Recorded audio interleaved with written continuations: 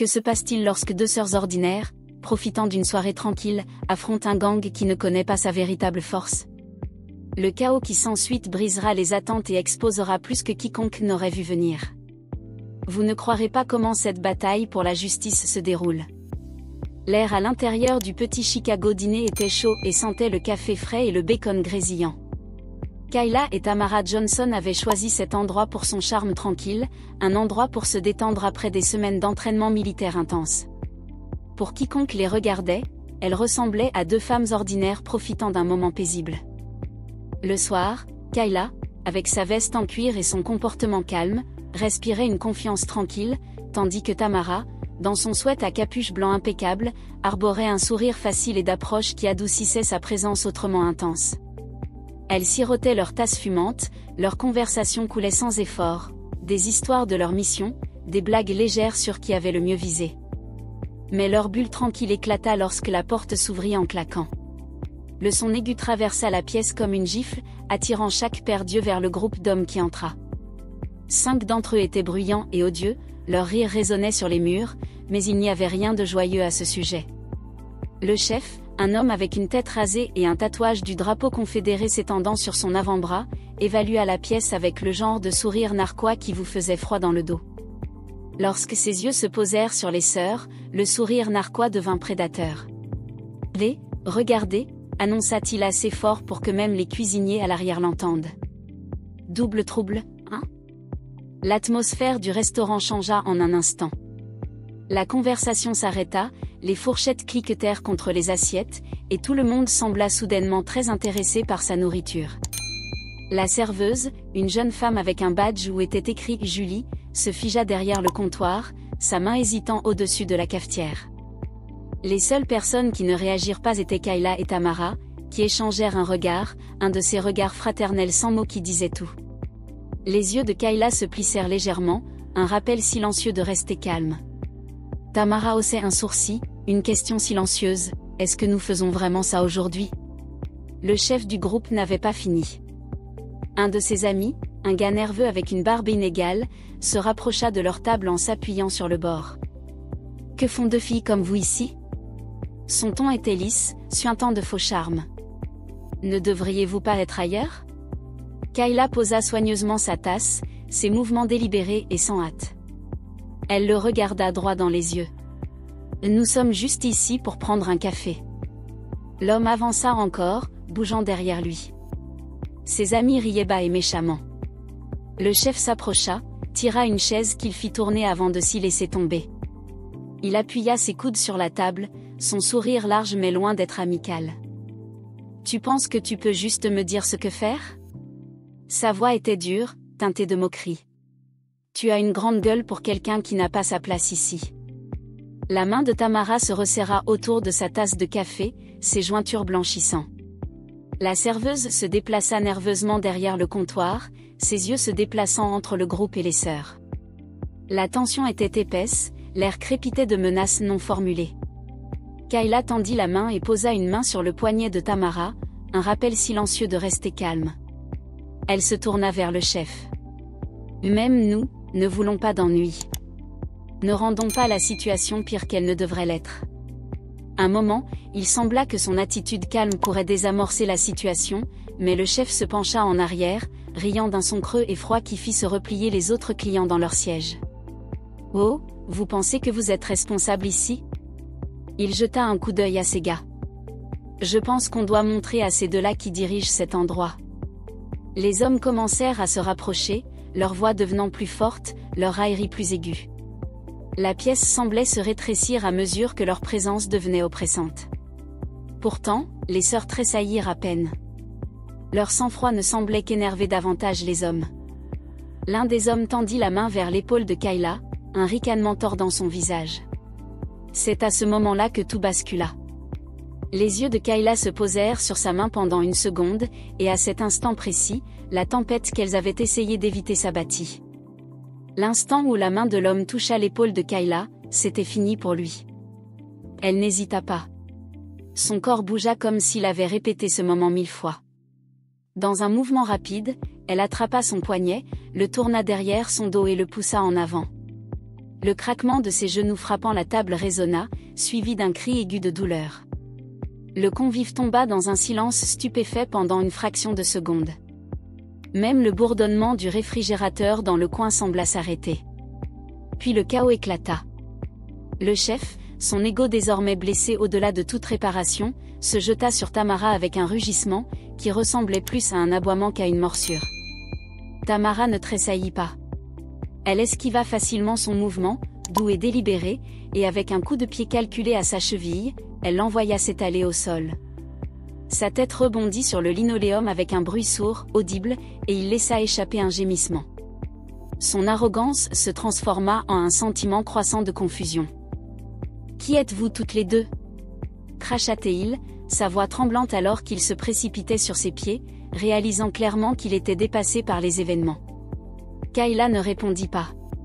Elle avait déjà affaire à 2 membres de son équipe, qui pensaient que leur simple nombre leur donnerait l'avantage. Spoiler, ils avaient tort. Le premier homme balança sauvagement son poing, fendant l'air, mais Kayla se pencha en arrière juste assez pour esquiver avant qu'il ne puisse récupérer. Elle intervint avec un coup de coude violent dans ses côtes, l'envoyant trébucher dans une cabine. Le deuxième homme tenta sa chance avec une chaise, la soulevant bien au-dessus de sa tête, mais Kayla se baissa en dessous et contrata avec un coup de poing dans son ventre. Il se replia comme un jeu de cartes. Pendant ce temps, Tamara avait ses propres adversaires. L'un des hommes, clairement hardi par le chaos, sortit un couteau, la lame attrapant la lumière vacillante au-dessus.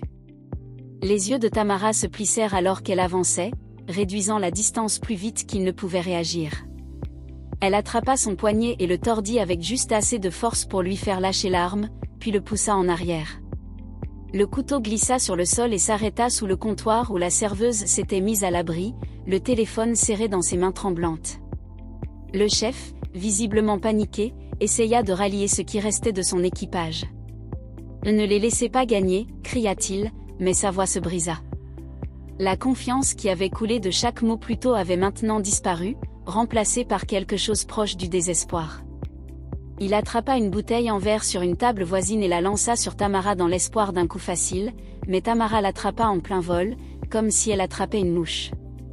Elle la posa doucement sur la table, presque moqueuse, ses yeux se fixant sur les siens avec une intensité silencieuse et frémissante. « Tu es surpassé », dit-elle d'une voix basse et régulière. « Éloigne-toi pendant que tu le peux encore. » Les mots l'ont touché plus fort que n'importe quel coup de poing ne l'aurait pu. Son équipage, maintenant battu et meurtri, commença à battre en retraite entraînant leurs camarades blessés avec eux. Le chef hésita un instant, ses yeux se déplaçant entre Kayla et Tamara comme s'il calculait ses chances. Spoiler, ils étaient nuls. Mais juste au moment où ils atteignirent la porte, une sirène de police remplit l'air, devenant de plus en plus forte à chaque seconde. Une paire de voitures de police s'arrêta à l'extérieur, et en quelques instants, les officiers affluèrent, armes au poing et voix aiguës. Les mains levées, personne ne bougea. Kayla et Tamara échangèrent un regard. Bien sûr, on en était arrivé là. Elles levèrent lentement les mains, leur visage calme et indéchiffrable, alors qu'elles essayaient d'expliquer la situation aux officiers. Mais cela n'avait pas d'importance. Malgré les témoignages des quelques témoins courageux qui parlèrent et la serveuse, tremblant toujours derrière le comptoir, les sœurs furent menottées. Pendant ce temps, à l'extérieur, le gang reçut un traitement sensiblement indulgent. Quelques-uns furent pris à part pour être interrogés, mais aucun ne fut menotté. Le chef, arborant maintenant un sourire suffisant, passa devant les sœurs alors qu'il était chargé à l'arrière d'une voiture de patrouille. Il se pencha suffisamment près pour ne voir que Tamara. « Et tu n'as pas vu le dernier d'entre nous » murmura-t-il, sa voix dégoulinant de venin. La mâchoire de Tamara se serra, mais elle ne dit rien. Kayla secoua subtilement la tête de sa sœur. Ce n'était pas le moment, mais alors qu'elles étaient chargées à l'arrière d'une autre voiture, le regard dans les yeux de Tamara disait que tout cela n'était pas fini, loin de là. Le commissariat était étouffant de froid, avec des officiers interrogeant Kayla et Tamara comme si elles étaient les criminels. Leurs antécédents militaires devinrent le centre de chaque question formulée, comme une arme, au lieu d'un accomplissement. Donc, les forces spéciales, un officier a ricané en feuilletant un dossier. Expliquez votre approche. La réponse de Kayla fut calme mais vive. Mon approche? Vous voulez dire me défendre quand on m'attaque? N'est-ce pas ce que vous êtes censé faire de l'autre côté du couloir? Tamara, elle, fit face à la même condescendance. Votre formation vous rend dangereuse dans des situations comme celle-ci, lui suggéra son interrogateur. Un rire sans humour, répondit Tamara. Le seul danger cette nuit-là était 5 hommes adultes qui nous harcelaient. C'est drôle que vous ne leur demandiez pas à propos de leur choix. Pendant ce temps, Ray Dixon, le chef de gang, utilisa ses relations pour diffuser une version déformée des événements. Des images montées dépeignaient Kayla et Murray comme des agresseurs, déclenchant des gros titres qui ignoraient les provocations du gang. Mais les sœurs ne restèrent pas silencieuses. Tamara appela leur commandant, qui activa de puissants alliés. En quelques heures, des images non éditées, des témoignages oculaires et un enregistrement de sécurité firent surface, révélant l'attaque du gang dans toute son horreur. La vérité, laide, fit exploser les réseaux sociaux. La justice pour les sœurs Johnson devint virale, et le tollé public força les médias locaux à faire marche arrière. Les sœurs ne s'arrêtèrent pas là. Lors d'une conférence de presse, elles démantelèrent calmement les mensonges. Nous nous sommes défendus parce que personne d'autre ne le ferait, dit Kayla d'une voix ferme. Et maintenant, nous sommes vilipendés pour avoir refusé de rester silencieuses, ajouta Tamara. Ce n'est pas seulement une question de nous. Il s'agit de chaque femme noire qui a dû se battre pour se faire entendre. Le changement fut sismique. Sous la pression, le département de police s'excusa et abandonna toutes les charges. Quelques jours plus tard, des agents fédéraux arrêtèrent Dixon et son équipe pour agression, crime haineux et conspiration. Des images de Dixon, menotté, son sourire narquois remplacé par la peur, furent diffusées dans tout le pays. Assises sur leur porche, les sœurs regardaient le coucher du soleil, la bataille derrière elles mais loin d'être oubliée. « Tu penses qu'elles resteront effrayées ?» demanda Kayla, un petit sourire sur ses lèvres. Le regard de Tamara était stable. « Non, mais nous sommes prêtes pour la suite. »